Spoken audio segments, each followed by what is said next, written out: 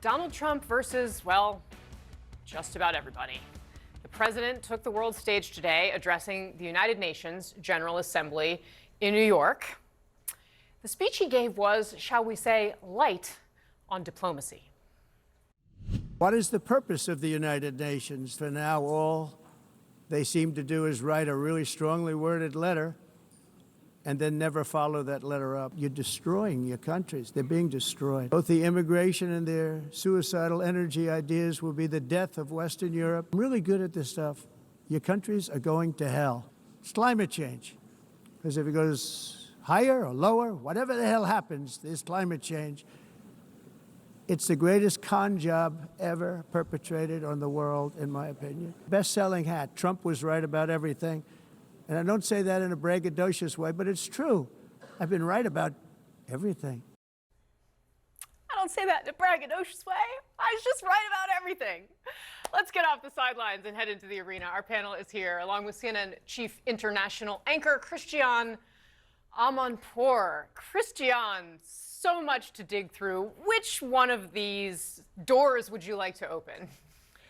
Well, Casey, look, it is the most incredibly important moment right now. It's 80 years since the UN was created in the ashes of what happened in World War II. And since then, America has led the world. And what Trump is actually basically saying is, world, I don't need you. If you want to help, fine, but we can do it ourselves. And more to the point, we're retreating anyway. And as we retreat, we're also going to be doing quite a lot of destruction in the fact that they have cut so much to the really good things the UN does in terms of all the humanitarian arms, and with its USAID cuts has amplified all of that sort of retreat of US soft power. So that's one thing at a time when it's really, really necessary for the United States to add its weight to where it can really make a difference. People are actually dying because of these cuts. Wars and other crises are going on unimpeded because of a lot of these cuts. That was obviously the beginning of the administration and the Elon Musk taking the axe to USAID, but transmitted also into the UN.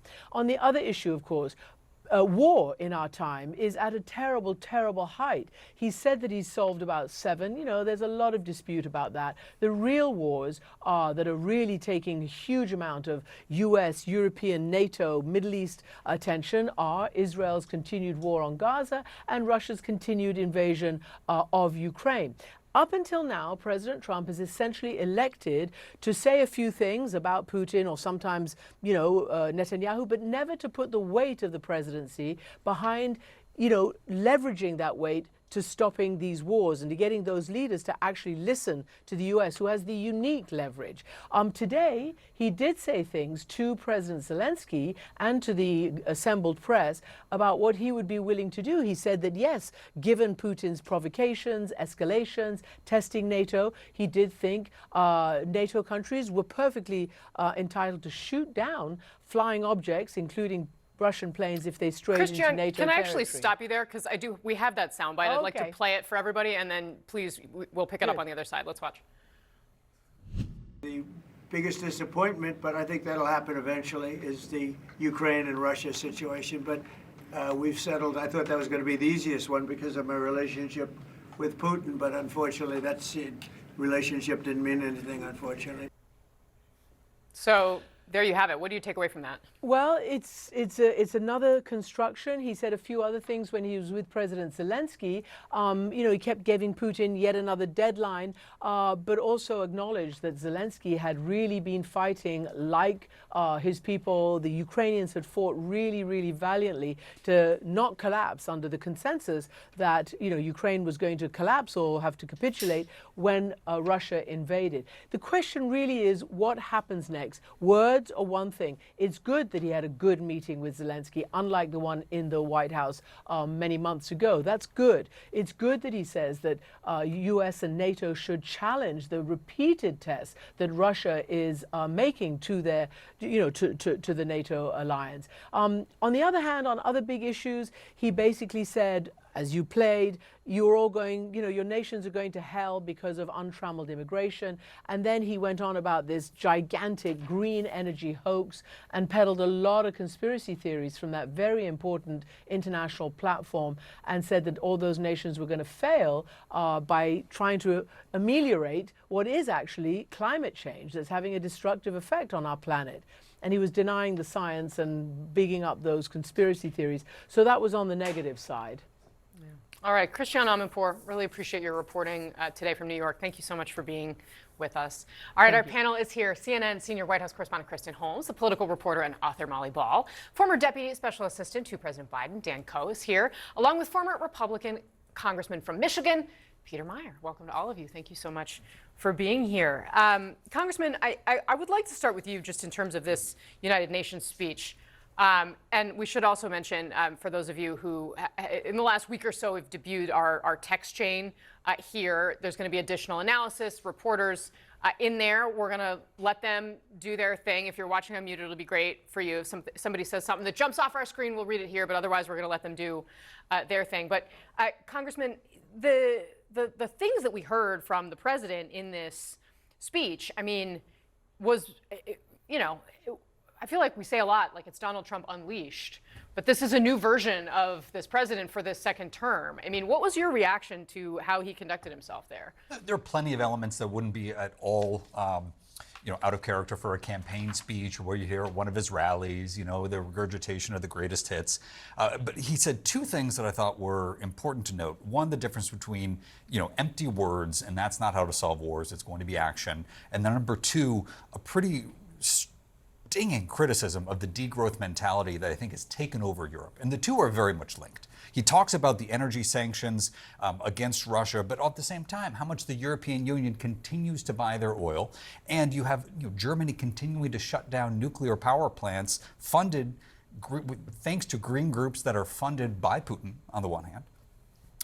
That degrowth mentality is terrible for Western democracy. It's terrible for Western economies. It is fantastic for China, they are embracing growth left, right, and center. So enough of those empty words that in those cases lead to actions that are detrimental to the West. And on the other hand, willing to take action. I mean, he talks about the wars that he solved, and is there some hyperbole? Is there some exaggeration? It's Donald Trump, of course. The wars are still being fought, correct? They are, but what he's trying to do, and I think this doesn't get covered, is looking for a tangible, articulable American interest in those conflicts, right? The mineral deal in Ukraine, the mineral deal between Armenia and Azerbaijan, if you have something tangible, that can actually last across administrations versus rhetoric and high-minded thoughts that easily get swept out with a changing of the guard. How do you see it, Dan? I mean, look, I think this was a microcosm of one of the signatures of Donald Trump, which is when he's on the big stages, he can't help himself but to air grievances and lie, right? He started by criticizing the decor of the UN, saying that he could have done a better job, criticized the escalator that he was going off of, and then he just spouted off 4 lies in a row. He said grocery prices were down, they're up year over year. He said inflation was defeated. The goal of the Fed, it's still 30% above that goal. He said D.C. was the crime capital of America. Crime is at a 30-year low in D.C. He even talked about going out to dinner and how many more people are going down to dinner when reservations are down in D.C. So this is just an example of what Trump does when he has the big stage. I think as a reality TV star, he likes the imagery of going after countries while they're sitting there. But my question is, what kind of impression of the United States does this leave on the world? I think it's a pretty poor one. Molly Ball, I mean, look, to kind of pick up on one of the points the Congressman was making, I'm not sure there are a lot of Americans who necessarily believe that the United Nations is terribly effective. And to a certain extent, Donald Trump was channeling that when he was standing on that stage. Now, he was focused on very Trumpian things, and Kristen, you can weigh in on this as well. I think he was also upset his teleprompter wasn't working, right? Like, doesn't meet his standards. But I guess my sort of big picture question is, does it matter?